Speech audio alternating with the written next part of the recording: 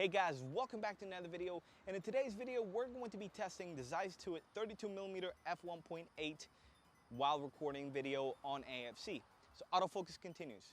And basically what I'm going to do is I'm going to be testing whether it can track me as I move forward and back, as I move in and out of the frame, and as we switch subjects. So one of the subjects is going to be a book, and then it's going to be me. And so basically we're going to be switching back and forth between the book and myself, and then basically see how this test goes. I had one of my videos, a comment saying or asking whether I could do a test. So basically this is going to be for him to see how the lens performs, and I guess I could also see that for myself. So it's going to be helpful either way. So yeah, without further ado, let's get the video started. All right, so right now I'm going to be walking back and forth, and then we'll do this and kind of see how the lens performs. So ready, set, go.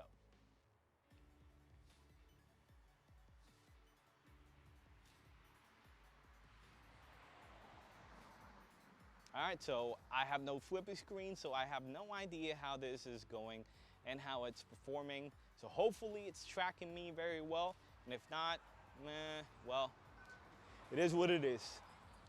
I still think that this lens performs really well when it's recording like a talking head video shot. So if you're recording a video for YouTube, for instance, and you're in a studio or something like that, then it kind of works out. I already recorded a video with this same setup for my book, which I'll be showing in a minute, and then it actually turned out okay, and it didn't really focus or misfocus, and I had it on AFC even though I was kind of staying still. So I don't know, that's really cool. So you guys tell me what you think, if it's working out, if it's autofocusing. Hopefully it is.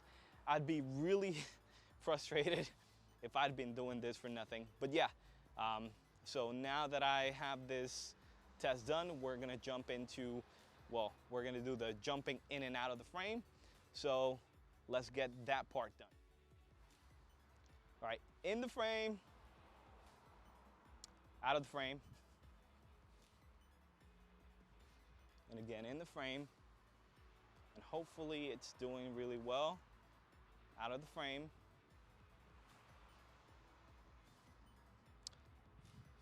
in the frame. And I'm going to do this a few more times. I know it's repetitive, but sometimes lenses do erratic things, and so I want to make sure that the lens is being consistent on the X-T2 body. And another thing to remember is that maybe it's not performing its best right now here on the X-T2, but with the X-T3 having an X-T30 or X Pro 3 having a better processor and also better algorithms, is going to perform really well, and it's going to give you what I would say something a lot, well, a better performance in general. So yeah, I haven't seen this yet, so hopefully it's doing a good job. So we're done with this test.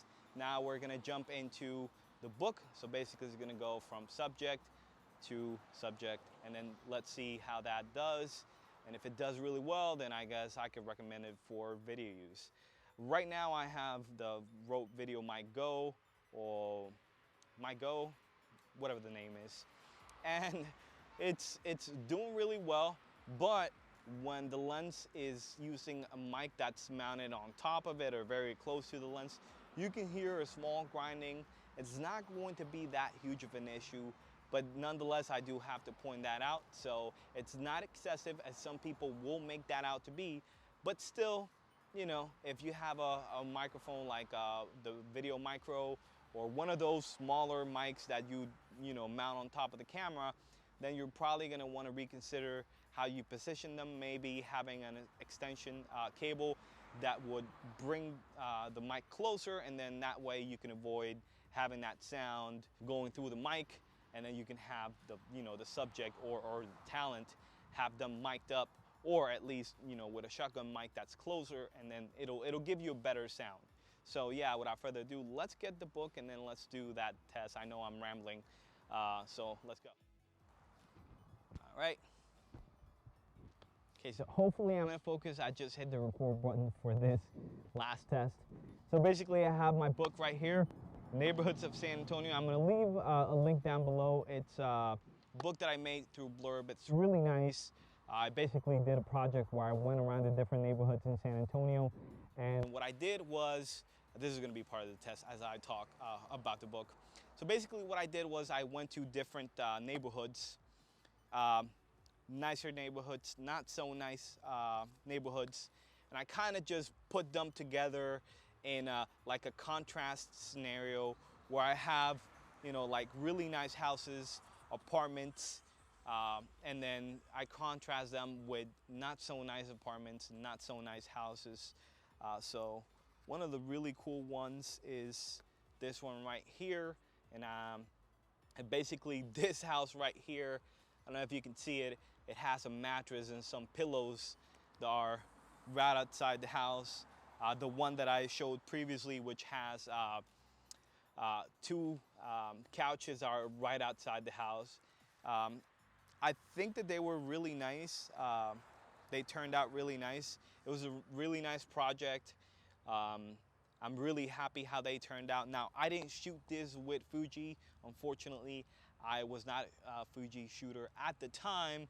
I shot this with the Sony A7 II right before I switched to Fuji, and also with the Carl Zeiss 50mm f1.4 planar T-Star ZE. So it was a Canon version of that lens.